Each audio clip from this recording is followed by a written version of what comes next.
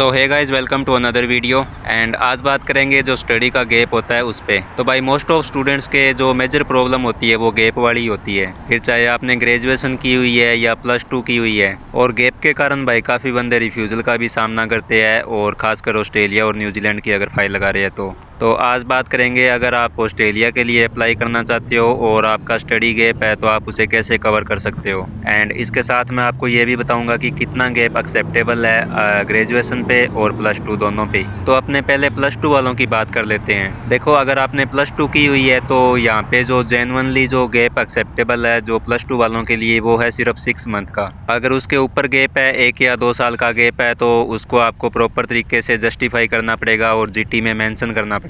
और कुछ यूनिवर्सिटीज़ ले लेती है 1 साल या 2 साल का गैप होता है, और अगर आपने कोई मतलब आगे डिग्री कर रहे थे बीच में छोड़ी है तो वो सब चीज़ें चल जाती है, क्योंकि कुछ यूनिवर्सिटीज़ ये सोचती है कि इसे वो स्टडी नहीं सूट की होगी या यहाँ पे वो स्टडी अच्छे से करना चाहता है, तो इस हिसाब से वीज़ा निकल जाते हैं। बट मोस्ट ऑफ केसेस में ऐसा नहीं होता है, 6 मंथ का ही एक्सेप्टेबल होता है जेन्युइनली। तो अगर आपने +2 की हुई है ग्रेजुएशन के लिए ऑस्ट्रेलिया आना चाहते हो तो आपका जो मैक्सिमम गैप है वो 6 मंथ का ही होना चाहिए। अगर उससे ऊपर है तो आप उसे प्रॉपर तरीके से जो जेन्युइन आपने उस टाइम पीरियड में किया था उसे आप मेंशन करो। और वैसे मैं आपको एक और चीज़ बता दूं कि जो जिन्होंने ग्रेजुएशन की हुई होती है जिनका गैप होता है ना, उनका गैप निकल जाता है ईजी, और जो +2 वाले होते हैं ना इनके गैप का ज़्यादा पंगा पड़ता है एज़ कम्पेयर टू ग्रेजुएशन वालों के। अभी मैं बता देता हूँ कि आप किस तरह से +2 के बाद में अगर 1 साल का या 2 साल का गैप है तो किस तरह से आप कवर कर सकते हो।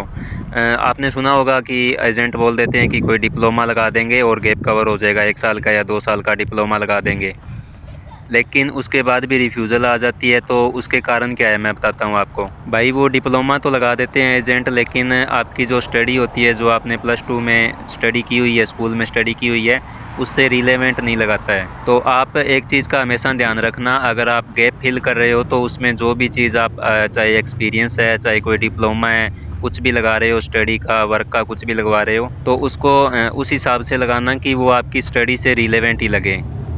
अगर कोई डिप्लोमा है तो वो आपकी स्टडी से रिलेवेंट होना चाहिए, जिससे फाइल स्ट्रॉन्ग होती है।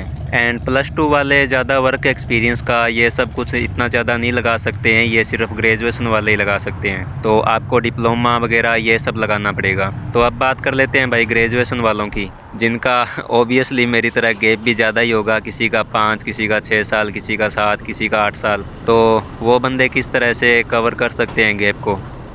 तो ग्रेजुएशन वालों का मोस्टली वर्क एक्सपीरियंस ही लगता है।